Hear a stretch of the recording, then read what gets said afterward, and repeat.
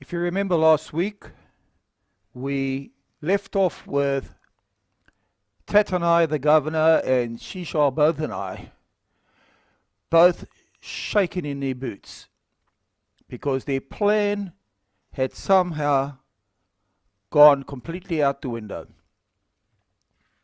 And they were waiting for the reply from Darius Hestaspes. And when they received it, they had no alternative but to act.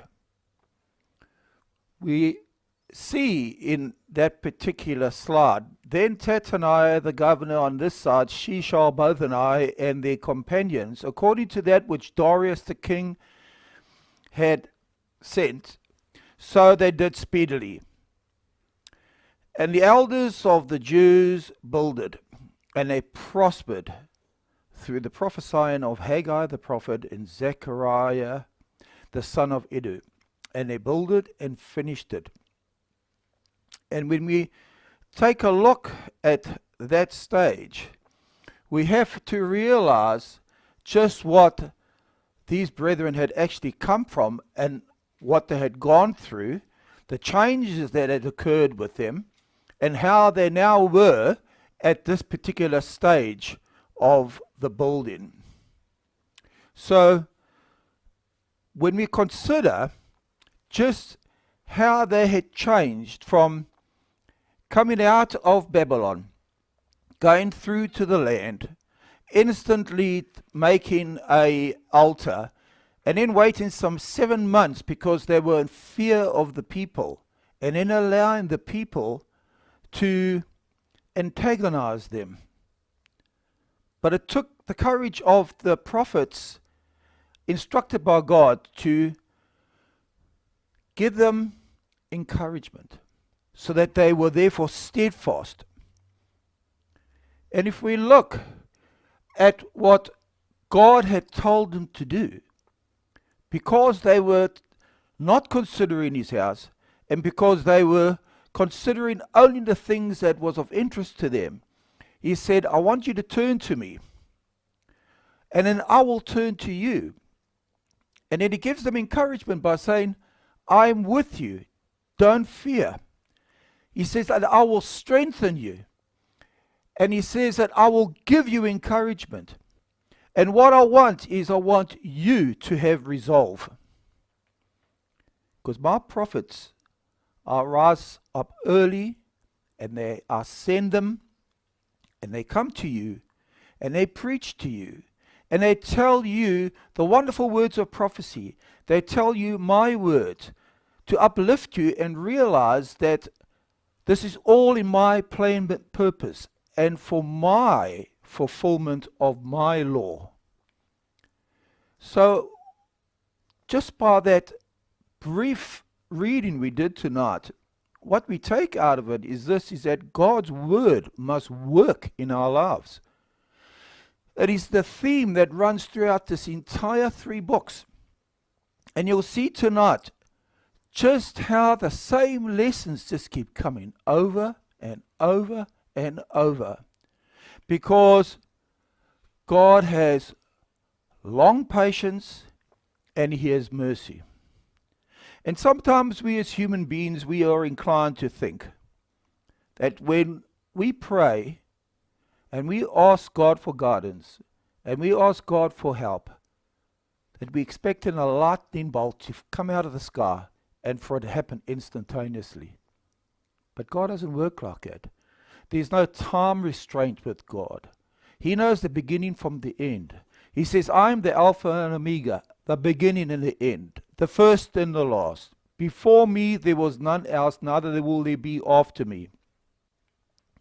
And so we see that in Ezra chapter 6, that the children of Israel which were come again out of captivity, and all such as had separated themselves unto them from the filthiness of the heathen of the land, to seek Yahweh God of Israel, did eat, and kept the feast of unleavened bread 7 days with joy.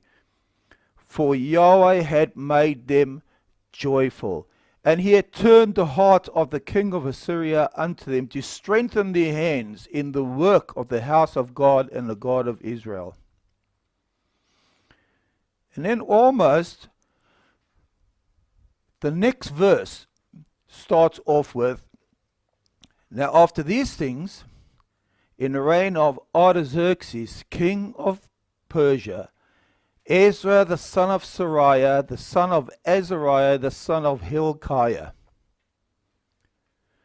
Now it's at this point in time that you will see the significance of the painstaking effort that I took in the first talk, as laborious as it may have seemed, to actually put out the timeline, just how significant and how apparent it is to understanding and to get a better flow of how the books of Ezra, Nehemiah, and Esther fit together.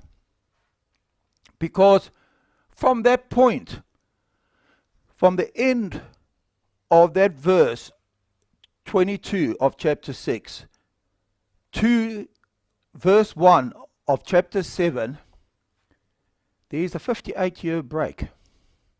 58 years. So what we are going to do is we are actually going to be stepping into the time frame of that 58 years. And we're going to be starting off with Darius Hystaspes. And then it goes through and we do the countdown until such time as we get to the actual time frame that we are actually referring to. Because the time frame, which is the discussion of this evening, which is involving Xerxes, or as we know him, Ahasuerus, is in Esther chapter 1.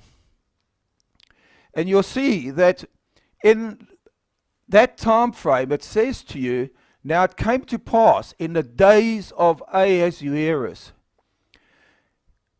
in the 3rd year of his reign, he made a feast unto all his princes and his servants, the power of Persia and Media, the nobles and the princes of the provinces being before him.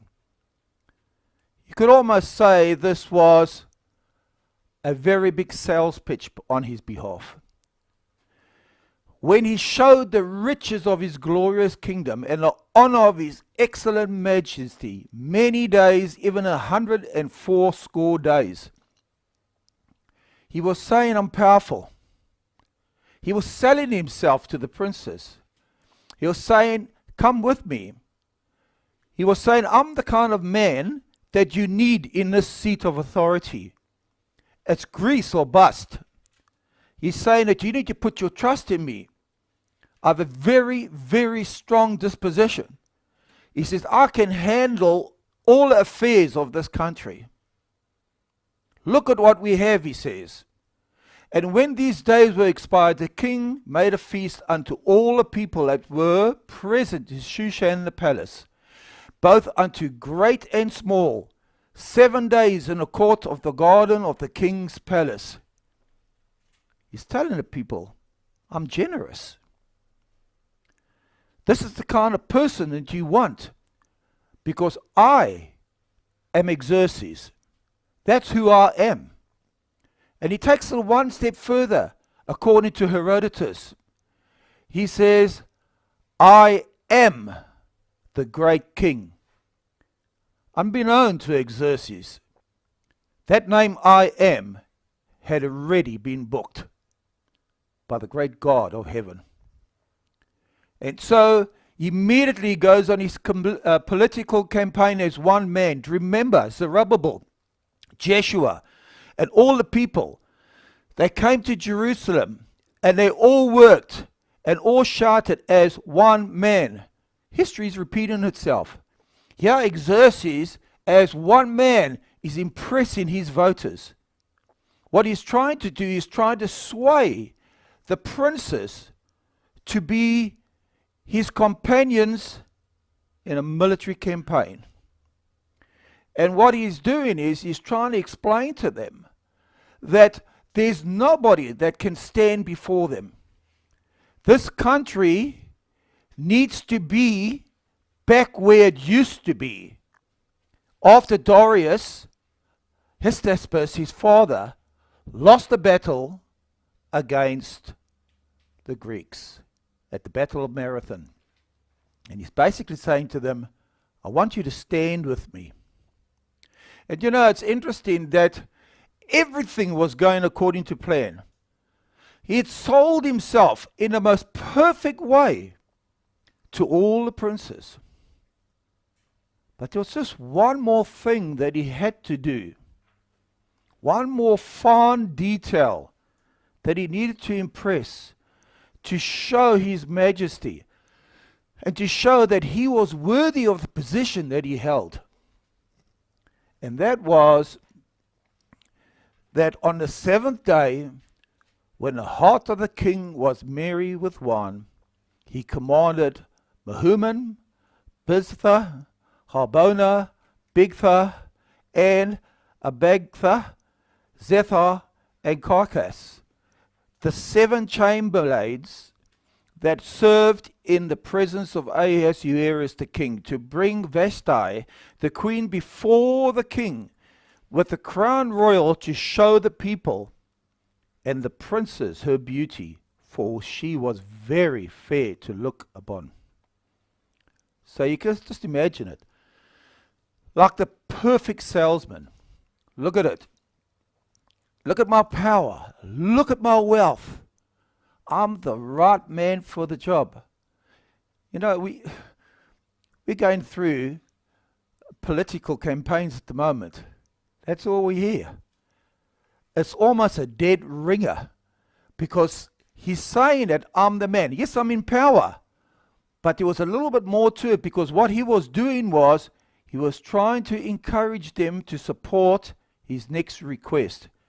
And so he asks for Vashti to come out. Now, this is actually very interesting, because amongst all the scholars and historians, there is this little idiosyncrasy. And basically what they say is that there has been various arguments as about whether she was called to wear only her crown. And the queen regards this request to appear before the drunken mass, clothed or not, as damaging to her honor. It's interesting that when his heart was merry, and given his lack of humility, given his absolute arrogance, it is possible. But then there are other commentators which say, no, that's not quite the case. There's no evidence to substantiate that. Whether it was the case or not is the fact that she was not prepared to actually bow to his demands in that particular case. There is the other aspect that she was pregnant at the time, because we know that Artaxerxes, when he comes into power, he was the stepson of Esther. So it could well have been the fact that, well, she was pregnant and she just didn't feel like entertaining all the drunken rabble that was inside the other hall. However, she ran into 3 big problems. First of all, she refused a man. Second of all, she refused a husband. And third of all, she refused the king. And fourth, and this is the big one, is that she humiliated the king in front of all the people that he was trying to impress. You know, he was a spontaneous person. He was known for his extreme outbursts of anger. He was known for making rash decisions. He was known for, at all costs, living in the lap of luxury. He was a very generous person, but he was also a very cruel person. And so he disposes of Vashti, and the moment he does that, pretty much he would have been able to turn around and say, okay, look what I've done. I've even disposed of the queen. I don't take no for an answer. I'm the kind of man you need. And so straight away, it's back into the military campaign mode. Now I'm giving you this background because I believe historical background is very important when actually understanding just the motivation behind this. So we come to this map. Now, this is one of the reasons why this was an obsession for Xerxes. Because his father, Darius Hystespus, had lost in the battle of Marathon there. That's where he had lost. He'd gone there, he was humiliated, and he retreated. And on the way back to Persia, he died. Now some say that, well, he died of sickness. Most say he died as a result of a wound which he had obtained in battle. Either way, this was the opportunity Xerxes wanted. He wanted revenge. He had an axe to grind. He was determined to smash those Greeks at all cost because they had humiliated the Persian Empire. He was going to take them and he was going to rub their noses in it. And he was going to reclaim the glory that his father could not achieve. And so doing, he would put Persia back on top of the shelf. So what he does is, through the cooperation and wooing all the princes and getting all the people behind him, he masses a massive army. Now this is where there's a little bit of discrepancy with regards to the historians as such. But according to the various different views on it, his total army was approximately 5 million. That's bigger than the population of New Zealand. When he actually decided to move, because of the logistics of it, he took between most 60% roundabout, say 300,000. The other 40% say as much as 900,000 troops. In fact, Herodotus says that the army was so large that when the infantry arrived at a river and they camped overnight, they drank the river dry. That's how many soldiers there were. So what he does is, he starts moving the army, and he had already made the statement that he would build a bridge at this spot here, which is Hellespont. And he would build a bridge using boats. And then from that point onwards, his army would march going towards the mainland of Greece. And city after city fell. In fact, a lot of the cities actually just surrendered without even a fight. When they just saw the sheer size of the army, they were terrified. Okay? But what happens is he stops at Thermopylae. And he stops there for 4 days. And the reasons will be shown to you in a minute. Because he was gathering his forces, plus he was synchronizing the actual forces by sea, which was his navy, which were hundreds of ships. And what he did was, he had his eyes set on Marathon, where his father was killed, and Athens. So, what was he to do? Because he was told by Artebus, he was told, don't do it. Your father made a mistake, you're going to make exactly the same mistake, but on a larger scale. Herodotus claims that Ahasuerus planned to invade all of Europe and reduce the entire world into one empire. This Xerxes was the perfect salesperson. He had everybody eating out of their hand. He pumped himself out so much that the people believed him, that they would follow him through the gates of hell, as it were. And Artabanus said, please don't do this. Forget it. Yes, I know that you've lost a father, but don't do this. But he wasn't going to have anything of that.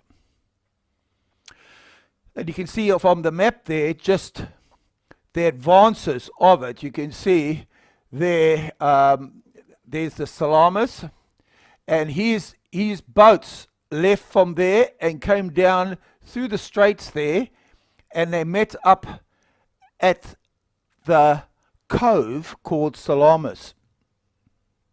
And his troops, as you can see, they had gone from there and have gone up over the Hellespont and moved all the way down, and then they came down to Thermopylae. Everything was going according to plan. Except he had not taken into consideration a few factors. One, he had not taken into consideration 300 Spartan soldiers. And just those 300 soldiers had picked a spot at Thermopylae, which is called the Hot Gates, a narrow channel. You can see at Salamis. What's so interesting about this, brothers and sisters, is this has to be the hand of God, because at this section here, a freak storm comes and almost destroys 60% of his entire naval fleet. And the balance go down to Thermopylae. And then you have these 300 Spartans with the first wave of 10,000 troops approaching them. And when the Persians came, the Persians said, "Lay down your weapons." And the reply by the Spartans were, "Come and get them." And they had this unique facility of locking their shields. You can see there that little gap that they had locked up. And they waited for them. And when they attacked, in fact, Xerxes could not believe it. He actually waited for 4 days before he attacked, because he was up on the mountaintop. The Persians said, "Our arrows will darken the sky." And then the Spartans said, "That's okay, then we'll fight in the shade." And that's the kind of valor these men had. As a last resort, he sends in his immortals, his personal bodyguards, called immortals, because if one died, there was immediately someone else that could take his place. But their shields were locked together. You could not penetrate that. Do you know that Xerxes sent wave after wave after wave of Persians? And after 3 days, the Spartans had lost 5 men. The Persians had lost in excess of 20,000. They were a fighting machine. And they would have held them even longer had it not been for the fact that a traitor revealed to Xerxes that there was a hidden mountain pass that he could go around and they could flank them from the rear. And that's how the 300 Spartans sacrificed their life. But the interesting thing is that they had made it abundantly clear that they would die for that, because it gave sufficient time for the Athenians and for all the Grecians to gather together and to get their army together. And so, the night becomes worse for Xerxes, because the 40% of the fleet that arrives at Salamis. Now you see the smaller boats? Those are all the Spartans and the Grecian boats, and those are all the big boats. And what they did was the Grecians tricked them, because they came in and they got them to follow them around, but there was another group waiting hidden on the other side. So as soon as they came round, the Spartans just turned to the left and the Persians were in the middle. Now what was so different about this? Well, one, the Persian ships were big, you can see by the size. The Spartan ships and the Grecian ships were very small, geared to maneuver very quickly, with a massive battering ram on front. Effectively, they would row and ram, and in the sheer brilliance of the fighters would jump on board and slaughter everybody. While Xerxes sat on a hill, he watched in horror as his entire naval fleet went to the bottom of the ocean. And from that point onwards, he was a doomed man, because he went to Plataea, and the Spartans and all the Grecians who had retreated, regrouped, came and absolutely massacred him. He lost close to 300,000 men in one battle. So, what on earth has this got to do with Esther? It's because you got God moving in this. It's because here was a man that said, I'm the perfect salesman. Not anymore. You know, the proverb says, pride goeth down before destruction, and a haughty spirit before a fall. Fact,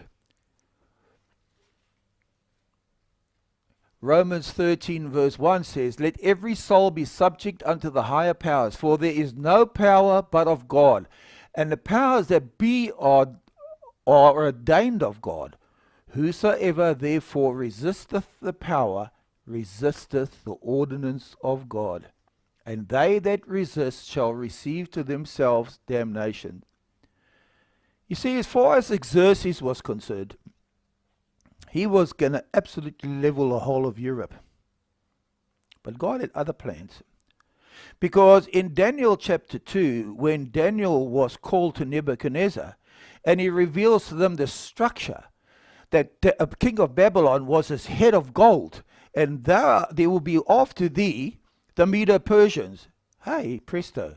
We're talking about Xerxes here, but prior to that it was Cyrus. Then Darius Hestispus, and now Xerxes. But what was brewing out of all of this was a young man called Alexander the Great.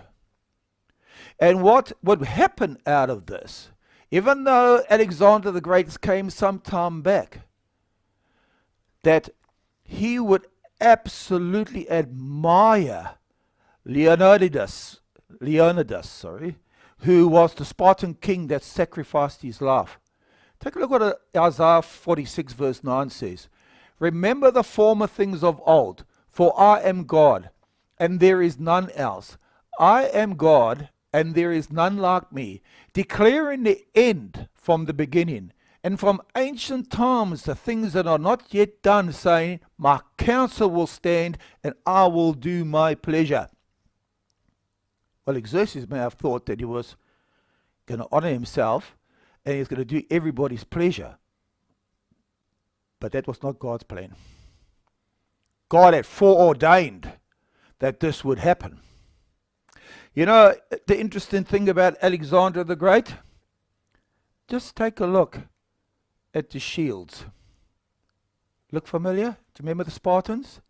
He admired the Spartans. And most of their military tactics, he incorporated in his military.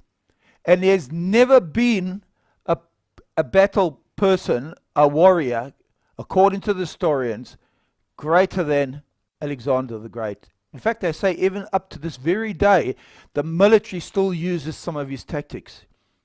He admired Leonidas, because without Leonidas, Sparta and Greece would not have existed. So was it Leonidas? Or was it the hand of God? Well, you see, if Xerxes had trampled Greece, the chances of Greece rising to power would have been zero. But God says, this matter is by the decree of the watchers, and a demand by the word of the holy ones, to intend that the living may know that the Most High rules in the kingdoms of men, and giveth it to whomsoever he will, and setteth up over it the bases of men. And so, when we look at the timeline, we will see that Xerxes, or Ahasuerus, defeats the Greeks at Thermopylae, but later, when it says 479, it's late 478, early 479, because 479 is his 7th year in power, and that is the year that he marries Esther, well, makes her queen. Because it tells you there, Esther becomes queen. It says 478, it shouldn't be that. And so we've gone in a full circle now, and we're coming back to the place where we were in the first talk. So we can see that God never just brought the Babylonians, the Medo-Persians, the Grecians, the Romans, all in one go. Sequential history fits God's purpose. Because in Scripture we have the sure word of prophecy. You know, this king, Xerxes, he was a very ambitious king. What he wanted was Greece at all cost. Ambition drove him because he wanted Greece. He needed it. There was an axe to grind. But God turned him back.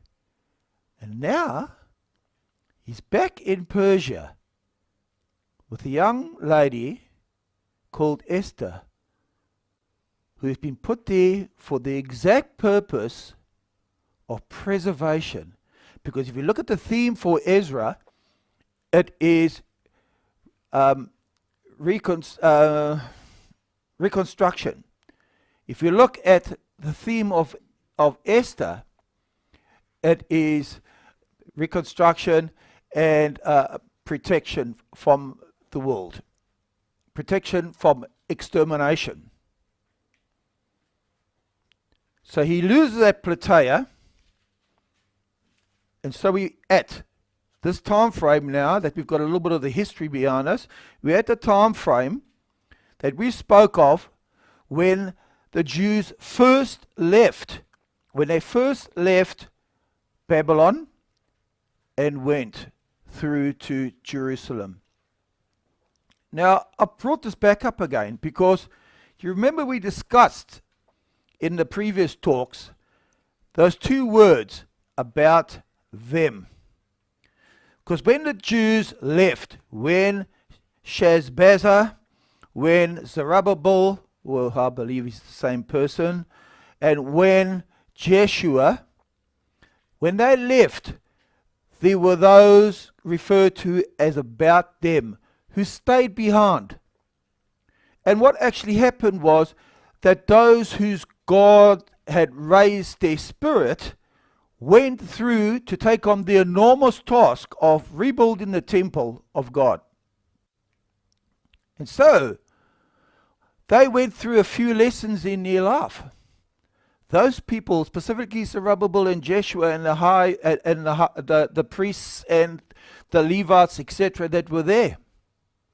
And what we have now is a situation that we are looking specifically at those people, because the story has moved from Jerusalem in that 58-year period. It's moved now back to Persia. And we are now considering those people who've decided to, well, we are here. It's pointless us going there. Besides, I'm not very good with tools. I like my comfort. It's a 900-kilometer journey. Far too difficult. I'll stay here. Besides, I'm giving them financial advice and financial assistance. Do you know what the two words about them actually are? It's quite amazing because I just took the time to look at it this afternoon. It comes from two words, Hebrew words, sabiv, which means area round about. And the second word, them, is hem, which means as many more as. So, what's significant about that? Well, actually, it occurs only 10 times in the entire Bible. One place where it occurs twice is the reading that we did yesterday, brothers and sisters. 2 Kings chapter 17. And take a look what it says. And they rejected his statutes and his covenants that he made with their fathers, and his testimonies, which he testified against him, and they followed vanity, and became vain, and went after the nations that were about them, concerning whom Yahweh had charged them, that they should not do like them. And the other one is in Ezekiel chapter 28. And Ezekiel chapter 28 says this, it occurs twice there. And there shall be no more a pricking briar unto the house of Israel, nor a grieving thorn of all that are round about them, that despise them. And they shall know that I am Adonai Yahweh.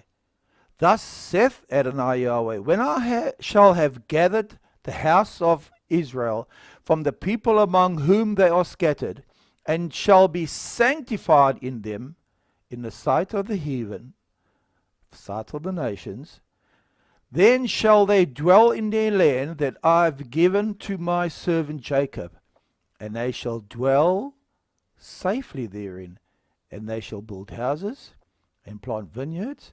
Yea, they shall dwell with confidence when I have executed judgment upon all those that despise them round about them. And they shall know that I am Yahweh their God. And the reason why I've taken the time to go over this in detail is this. Is because there are actually three words when God says that He wants them to turn to Him. Turn to me, He says, and I will turn to you. Because He was referring to those that were about them. Now let me just bear with me here for a moment. There are three Hebrew words. There is Shem Vav Bet, which is return, or turn to me, God says. There is Shavut and Mes Stuva. Now those are the three words that are sitting in that spiral there. The interesting thing about it is this, is that those three words only occur sequentially. In other words, God says, turn to me, which is the word Shem Vav Bet. But the next instance of that word, and the next instance of that word, in other words, the further you go in transliteration away from the root, the word Shem Vav Bet, the top one, means turn to me. Thereafter, it starts breaking down, because what it actually, the next word means wealth or fortune. And then the next word means falling away or apostasy. So what it's telling you is when God says to His children, don't be about them, don't stay in them, separate yourself and come to me, because that's what the word actually means when He says turn to me. It is in the Hebrew lexicon, it means to separate and return to God. So what He's saying to them is, you're going to be shown a lesson. You decided not to go from Babylon. You decided not to go to Jerusalem and help those. You're in your comfort zone here. Something is going to happen that's going to turn your life around. And that is the patience and mercy of God. Even though there's a reason why I believe that no mention of God is and no mention of prayer in the whole of Esther. Oh yeah, they were in sackcloth and ashes and they fasted. No mention of prayer. No mention of God. Because God hid His face from them. But God was present there. Because there's a reason that was looming. You see, what was being brought about in this particular lesson was this. Well, it's simple. You start there. You start off with return to me. If you don't do that, you're chasing after fortune, and eventually you'll go into apostasy. Well, it seems a bit of a stretch, but just watch this. Separation, apostasy. In one Hebrew word, says to you, return to me. If you don't, it's the next one down. If you don't, it's the next one down. He's saying, stay close to my chest. You know, to make things easier, just to put it like that. You see, God, apostasy, because that's what the word is, turn to me. Turn to me in the Greek Hebrew sense means separation. 2 words down, you got shavut and meshuvah. You've got those 2 Hebrew words, meaning in the middle, you've got those who are about them in their comfort zone, and you've got the other side of it, which is apostasy.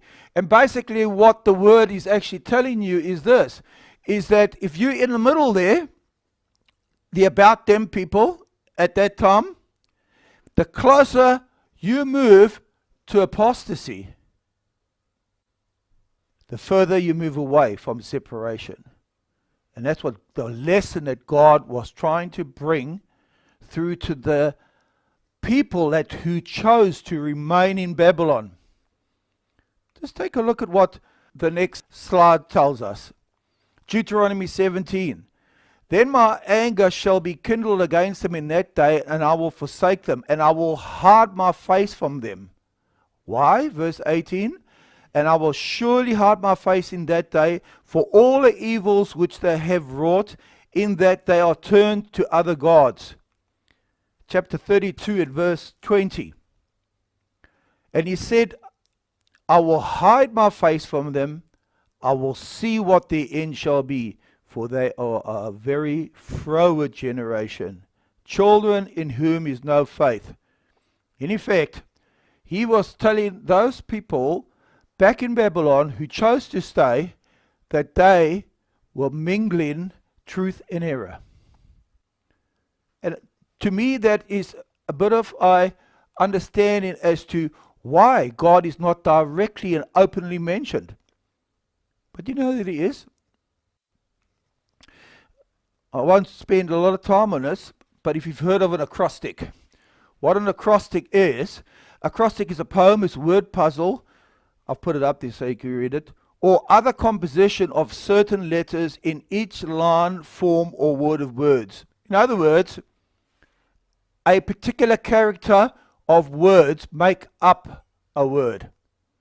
Esther chapter 1 verse 20. The verse that says, it and all the wives shall give. Do you see there? You got YHVH. Haman's treasury of key Bible words. That is the word Yahweh. Yud He Chaveh. You mix it up in any other way, that's not Yahweh. And the interesting thing about it is don't worry about the numbers above. The only way you'll actually pick that up is by actually looking at the manuscript. Because the moment it goes from the manuscript into transliteration, the English translators will reshuffle the words to make it make sense to me and you. Because we say, bring that cat here, not cat bring here, if you understand what I'm saying. So in the original Hebrew, if you take the first letter, it means Yahweh. Here's another one. In 5 verse 4, let the king and Haman come today. The same verse that Haman is being invited to the feast. And what's he say?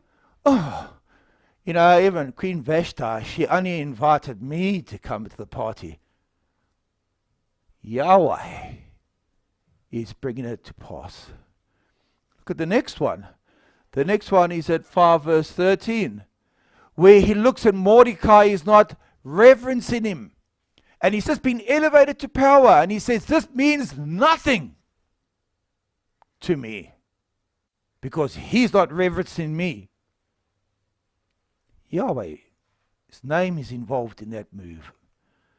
But the most damning one for Haman is this, is when he is in the room with Queen Esther and she's just accused him in the presence of Xerxes. And Xerxes storms out the room in anger.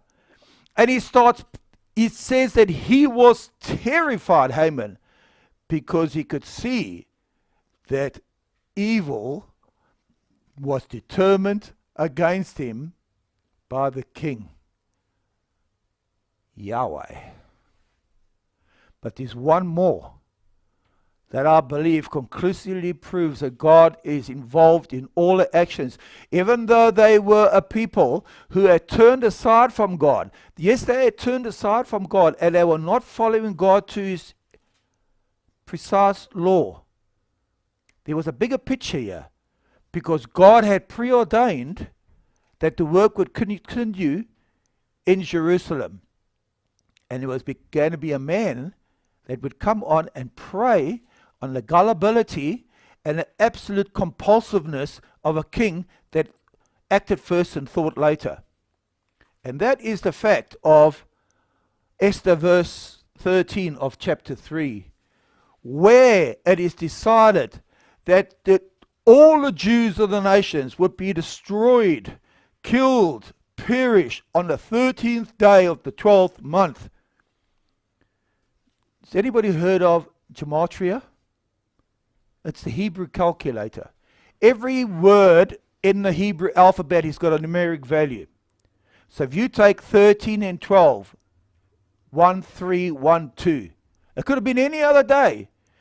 But remember that they cast lots for almost months. And they come up with that day. And if you put the gematria calculator, it means the Ark of the Covenant.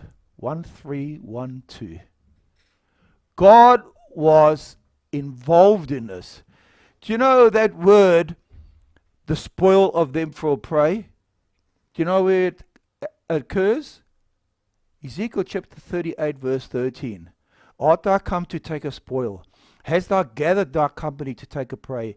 To carry away silver and gold? To take away cattle and goods? To take a great spoil? That's what Haman said. He said, what I want you to do is on one day, you destroy every Jew. And then we take their booty. That's exactly what it said in Ezekiel chapter 38. And you know what happens to the nation, to the Goguen power that comes against Israel? They are destroyed. So briefly, just to show you that we are actually in the correct time zone.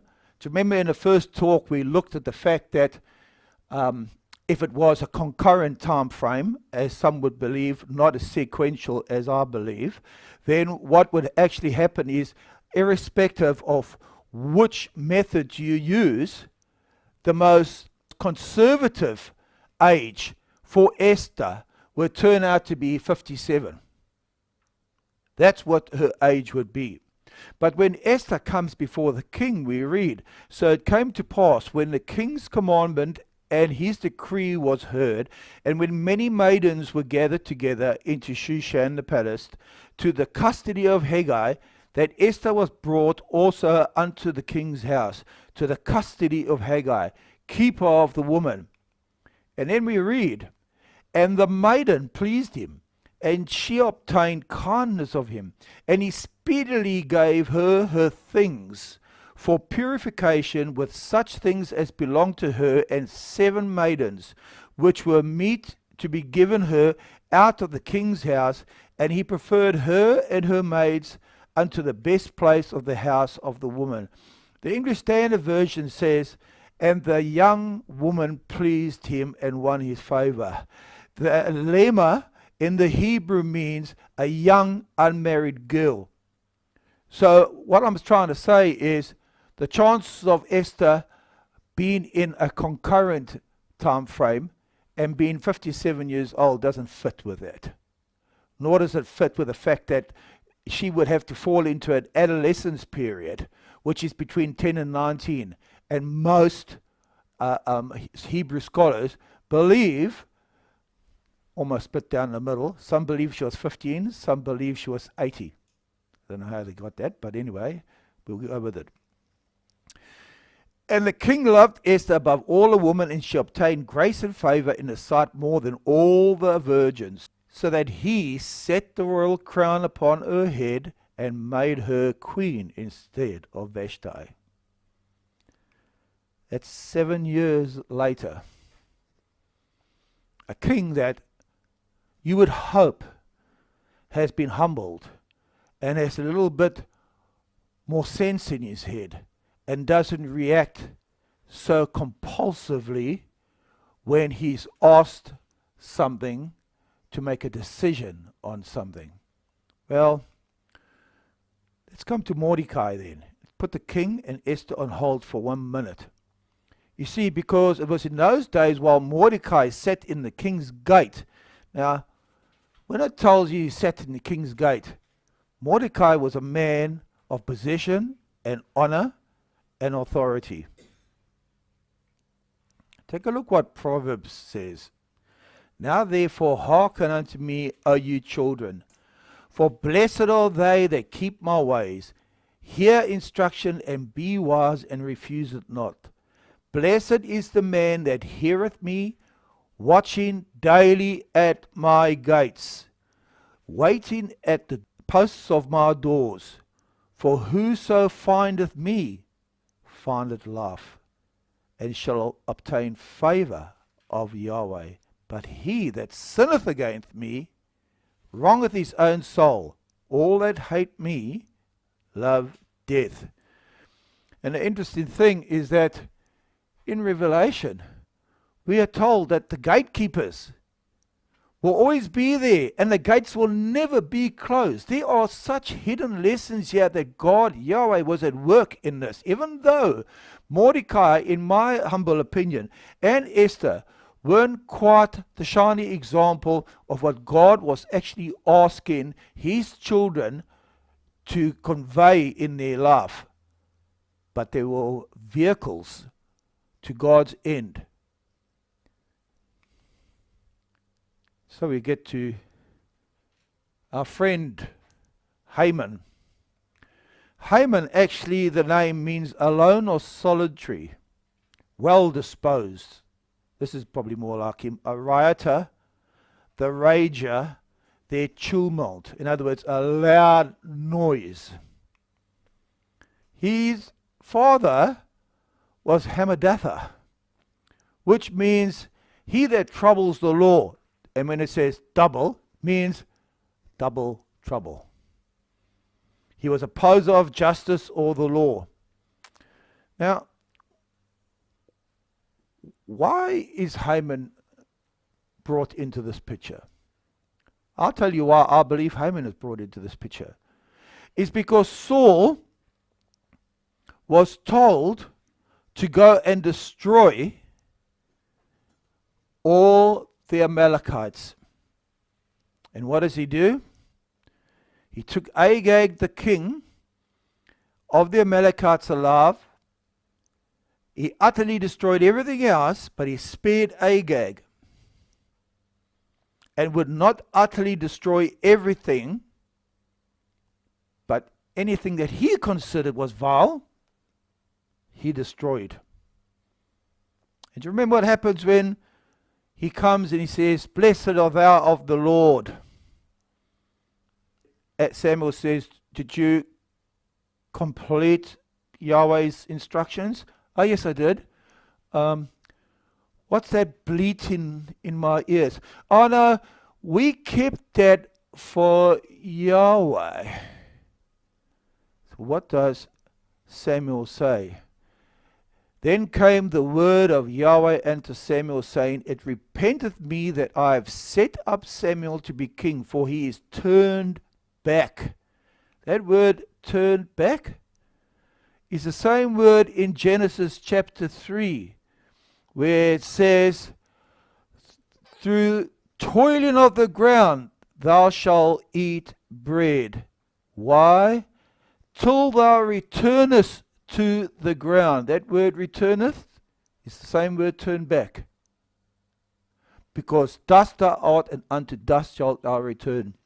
What God was saying is, you've turned back from following me. You have not performed my commandments. What did Adam and Eve do? One simple instruction. You can eat of all the fruit of the garden, but that particular tree there, the tree of the knowledge of good and evil, you shall not eat of it, for in the day you eat thereof, thou shalt surely die. He's turned back. He's put himself in a place where Adam and Eve were. And it grieved Samuel about that. And Saul says to him, Blessed be thou of the Lord. I've performed the commandment. I'm confident. I've done everything that God's told me to do. And Samuel said, Hath Yahweh as great delight in burnt offerings and sacrifices as in obeying the voice of Yahweh? Behold, to obey is better than sacrifice, and to hearken than the fat of rams.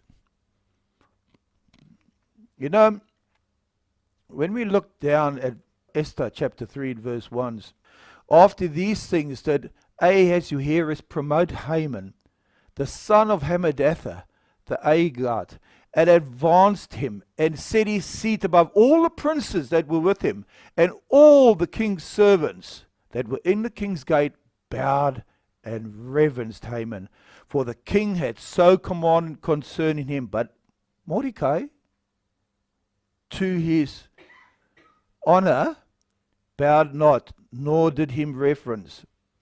You know, what it's telling us is this, and that comes back from last week. It is not sufficient just to express a belief in his power. This belief has to be actively shown. You see, the thing was that Mordecai, he was the descendant of Kish, the last name mentioned, who was a Benjamite. And there it is, there's Kish there. And there is in Esther. Now in Shusha in the palace there was a certain Jew, his name was Mordecai, the son of Jair, the son of Shimei, the son of Kish. So, Haman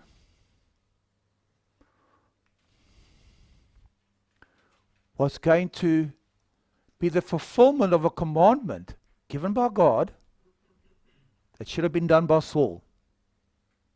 Saul was told to destroy all the Amalekites. He didn't do it. And here we have a situation brewing where Mordecai would pick up that baton and do the job, because God's will be done. You know, you take a look at Haman's attitude. It tells us in verse 3, Then the king's servants which were in the king's gate said unto Mordecai, Why transgressest thou the king's commandment? Now it came to pass, when they spoke daily unto him, and he hearkened not unto them, that they told Haman, to see whether Mordecai's matters would stand. And then, put this in bold, for he had told them that he was a Jew. Bang! They destroyed my people. You see, he was transgressing. He was not listening. He specifically wasn't listening to me. And I've been set at a level above everybody. And why? Because he's a Jew. You know, the interesting thing is that Haman saw that he did not bow, nor did him reverence. Then was Haman full of wrath. And he thought scorn to lay hands on Mordecai alone, for he had showed him the people of Mordecai. They actually showed him and said, yeah, that one. They're all Jews. All of them. Oh, I hate these people. Wherefore Haman sought to destroy the Jews that were throughout the whole kingdom. Do you think that includes Jerusalem? where Zerubbabel and Jeshua are? Well, that's the kingdom. There's Jerusalem. The hammer's coming down. According to Haman, I'll get rid of them all. But you see, they had banked on one important thing. God will not be mocked. God says that I've made plans for that, for my future king who will sit on Zion.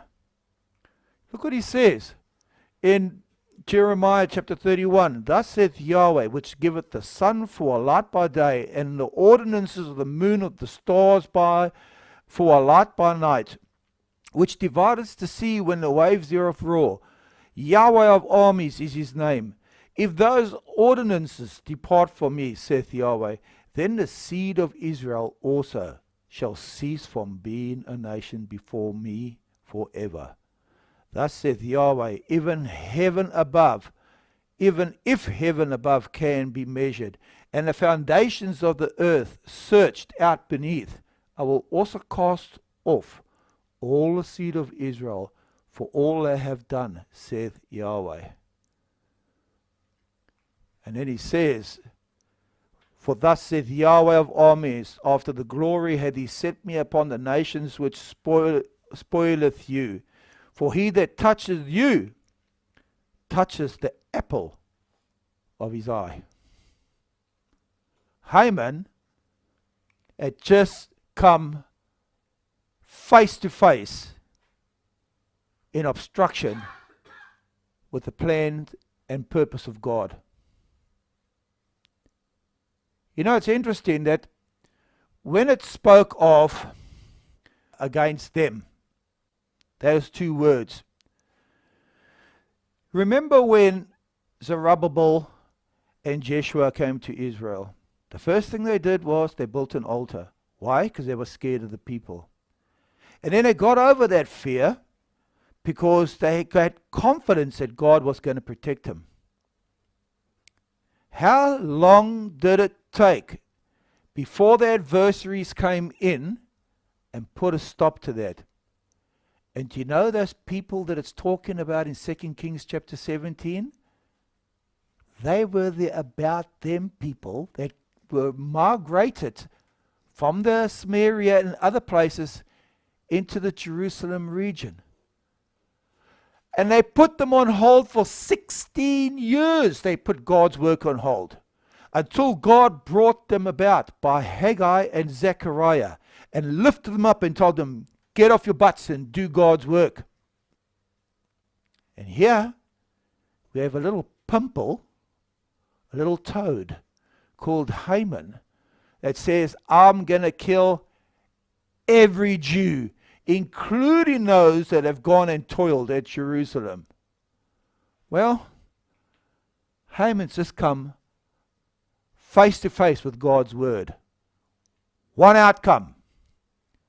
See you later, Haman. You see, the problem comes in is that cost lots. Which month will it be? Which will be the most opportunist time? The interesting thing was, when he cast the lots, it gave the Jews and Mordecai 12 months to prepare. 12 months. You know what Proverbs 16 says? The lot is cast into the lap, but the whole disposing thereof is of Yahweh. He was casting lots. Thought he had it all under control. He'd be able to walk around and gloat while he's seeing everybody panicking. Because that's what they were. He tells the king, there's a certain people in this kingdom of yours. Their laws are diverse from all the people. They neither keep the king's laws, therefore it is not for the king's profit to suffer them.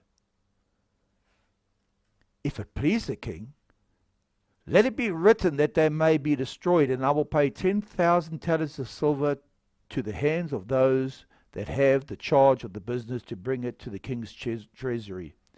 You know the interesting thing about that? He gave no further explanation. And the king was whipping his hand off to give him his ring. Why? He'd just come from a massive defeat. His treasury was in ruins. Do you know how much money 10,000 talents is in those days? Herodotus says the entire turnover for the whole Persian Empire annually was 15,000 talents of silver. He was offering him 2/3 of an entire country's annual turnover. This is a man with an axe to grind. Absolutely. He had taken God head on. So, was he well disposed? I don't think so. Was he double trouble? You bet your life he was double trouble. You see, they call the king scribes. And the king hastily gives him his ring.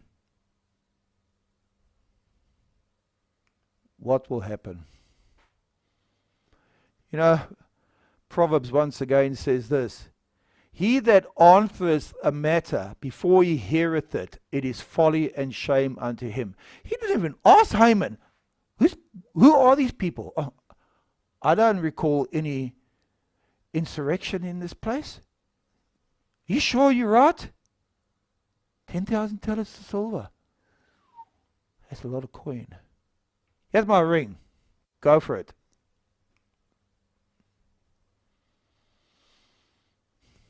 Look what he says. And the letters were sent by post into all the king's provinces to destroy, to kill, to cause to perish.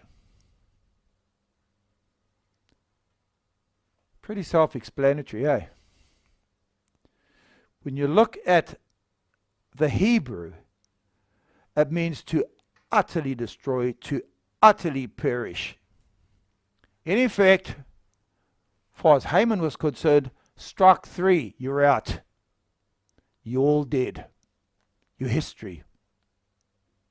You Jews. I hate you. But one thing he'd overlooked was the Ark of the Covenant, showing that God was working there. And do you know what happens? He thought Haman, struck 3, you're out. But what happens when 3 unstoppable commands meet one superior, unmovable force, which is God? What happens? As far as Haman was concerned, done and dusted. The law would go forth. It's a decree. It cannot be changed. The Jews are as good as dead. You see, the post went out, being hastened by the king's command, and the decree was given in Shushan. But the city of Shushan was perplexed. People walked around as if they were in a dream, in a trance. They couldn't believe it. They were all going to be executed. And what does Haman do? And the king? Well, I've got 10,000 talents of silver. The king and Haman sat down to drink. Business as usual. But guess what? The same was with God, because he was just about to feel the rock power come straight on his head. And that power would grow, because you see, although that had gone out, the command to every single province of his kingdom, although it had gone out, there's absolutely no way that God was going to let a little man destroy Jerusalem. Because in God's mind, Ezra, who had not gone yet to Jerusalem, was waiting to go. Nehemiah was waiting, because reconstruction preservation, rebuild. The themes of the 3 books. So, where are we going to go with this? I had to give you the historical background because it just makes so much sense when you can fit them into their particular orders. Next week, what we're going to do is we're going to look at the box office premiere, the rise and fall of Haman the Agagite. And we're going to see whether his plans come to fruition or whether God will be all and in all. You know, one of the lessons, that I've learned through this particular talk tonight and the other talks is that God is extremely patient with us. He will work with us. He will guide us. He will nurture us. Ultimately, to show us His abounding mercy, long-suffering, and truth. Because God, He wants us all in the kingdom. He wants every single one of us to be there. And that's why He is slowly leading us and building us up. He tells us to come out of her, my people. Touch not the unclean thing, which we've looked at through the last few talks. It's whether we take the strength and the opportunity to turn to Him, so that He will turn to us, so that He will strengthen us, so that He will encourage us, and He will uplift us, so that we can carry on the work in truth, in an attitude of not being beside them, not being part of them, not becoming them, but being one with Christ and with God.